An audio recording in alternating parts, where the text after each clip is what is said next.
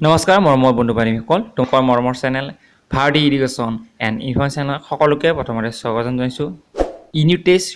যোনটো তোমালোকৰ second unit test exam আহি আছে কেতিয়া হ'ব ডিচেম্বৰৰ মাহতে হ'ব ডিচেম্বৰৰ তোমালোকৰ 10 তাৰিখৰ পৰা ধৰি লোৱা 25 তাৰিখৰ ভিতৰত তোমালোকৰ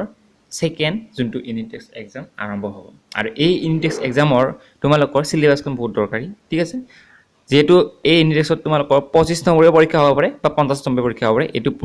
পৰীক্ষাটো তোমালোকৰ স্কুলৰ পৰা কাটিব প্ৰশ্ন পেপাৰবোৰ ঠিক আছে ক্লাছ 10ৰ তেনেহ'লে ব্লক আজি ভিডিঅ'টো আমি পালন কৰি আৰম্ভ কৰোঁ আৰু যোনসকলে আমাৰ চেনেলটো নতুনকৈ আহিছে প্লিজ চেনেলটো ছাবস্ক্ৰাইব কৰিব নাহিবা লগত থকা বেল আইকনটো প্ৰেছ কৰি নাহিবা তেনেহ'লে ব্লক আৰম্ভ কৰোঁ ক্লাছ 10 ইউনিট টেষ্ট 2 চিলেবাছ প্ৰথমতে মই অসমীয়া চিলেবাছখন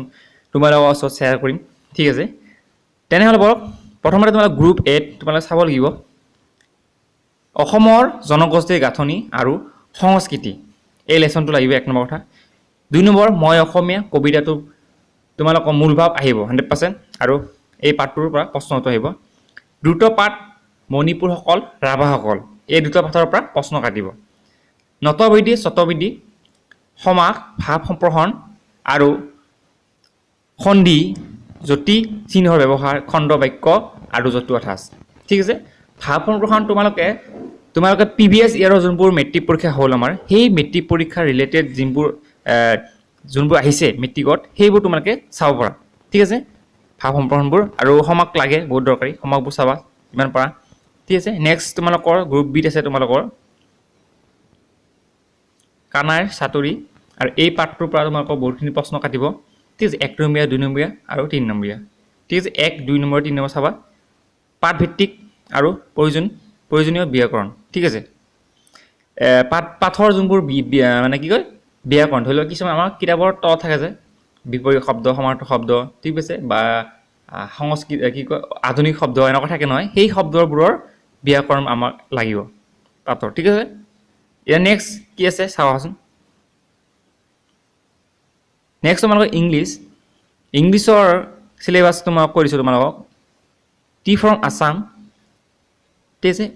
এই লেসনটো দৰকাৰী নেক্সট তোমালোকৰ ফুটপ্ৰিণ্টছ উইথাউট ফিট দ্য টেল অফ কাষ্টাৰ্ড দ্য ড্ৰাগন ঠিক আছে নেক্সট তোমালোকৰ এনিমেলছ এইকেইটা এই 4টা চেপ্টাৰ চাবা এনিমেলছ নেক্সট তোমালোকৰ অলপ ব্যাকৰণ চাব লাগিব তোমালোকে সেন্টেন্স কাৰেকশ্যন ঠিক আছে আমাৰ ভুল বাক্যবোৰ শুধৰণি ক'ব লাগে সাবষ্টেন্স ৰিটেন বুলি যোনবোৰ তোমাৰ আছে ঠিক আছে সাবষ্টেন্স ৰাইটিং অলপ স্পেলিংটো টাইপিং মিছিং হৈছে দে ঠিক আছে নেক্সট তোমালোকৰ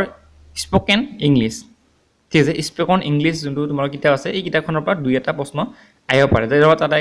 অনুশীলনী যোনবোৰ এক্সাৰচাইজ আছে এই এক্সাৰচাইজৰ পৰা তোমালোকৰ প্ৰশ্নবোৰ কাটে ঠিক আছে এইখিনি চাবা নেক্সট তোমালোকৰ যিমানখিনি মই ক'ব পাৰোঁ কৈ আছোঁ ৰ'বা এতিয়া তোমালোক আহে জেনেৰেল মেথমেটিক্স তোমালোকৰ গণিতৰ কোনটো লেসন চাব লাগিব লেসন নম্বৰ 10 বৃত্ত সাৰ্কুলছ ঠিক আছে লেসন নম্বৰ 11 অংকন কন্ট্ৰাকশ্যনছ ঠিক আছে আৰু লেসন নম্বৰ 5 এইটো এৰিথমেটিক প্ৰগ্ৰেছনছ সমান্তৰ প্ৰগতি ঠিক আছে বৃত্ত অংকন আৰু সমান্তৰ প্ৰগতি নেক্সট ক্লাছত আমি আকৌ পাম যে আমাৰ ইউটিউব চেনেলতে যদি তোমালোকে চেনেলটো ছাবস্ক্ৰাইব কৰা নাই প্লিজ চেনেলটো ছাবস্ক্ৰাইব কৰিবা আমি এইকেইটা পাঠৰ ইম্পৰ্টেণ্ট কুৱেশ্যন কি হ'ব পাৰে সেইখিনি আমি আলোচনা কৰিম ঠিক আছে নেক্সট তোমালোকৰ জেনেৰেল চায়েন্সৰ তোমালোকৰ চেপ্টাৰ 12 আৰু চেপ্টাৰ 3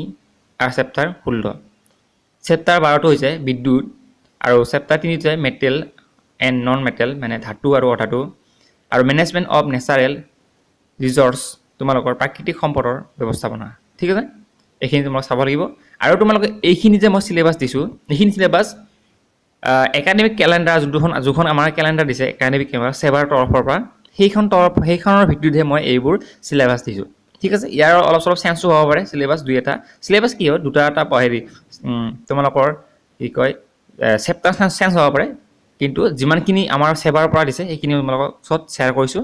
ঠিক আছে ছ'চিয়েল চায়েন্সৰ তোমালোকৰ হিষ্ট্ৰী ইতিহাসৰ লেসন নম্বৰ 3 অসমত ব্ৰিটিছ বিৰোধী জাগৰণ আৰু কৃষক বিদ্ৰোহ এই লেসনটোৰ পৰা প্ৰশ্ন কাটিব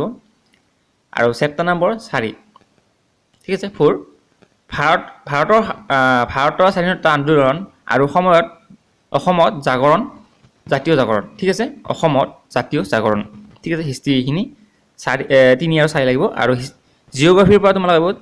চেপ্টাৰ নম্বৰ 3 আৰু 4 চেপ্টাৰ 3টো হৈছে পৃথিৱীৰ ভূগোল আৰু 4টো হৈছে অসমৰ ভূগোল আৰু অসমৰ ভূগোল বুলি কোৱাৰ লগে লগে অসমৰ মানচিত্ৰখন ভালদৰে চাই যাবা আৰু ভাৰতবৰ্ষৰ মানচিত্ৰখন ভালদৰে চাব লাগিব ঠিক আছে আৰু ইয়াতে ৰাজনীতি যোনটো পাঠটো আছে তোমালোকৰ ৰাজনীতি সেই ৰাজনীতি পাঠটোৰ পৰা নাহে যেহেতু 25 নম্বৰ পৰা 50 নম্বৰৰ ভিতৰত প্ৰশ্ন কাটিব ঠিক আছে এইখিনিয়ে আৰু ভিডিঅ' চাই যদি ভাল লাগে লাইক আৰু কমেণ্ট কৰিব নাপাবা লগত থকা যদি বেল আইকন সেইটো প্ৰেছ কৰি নাপাবা নেক্সট ভিডিঅ'ত তোমালোকে ভাল টপিকত ভিডিঅ' পাবা তেনেহ'লে গুড বাই ধন্যবাদ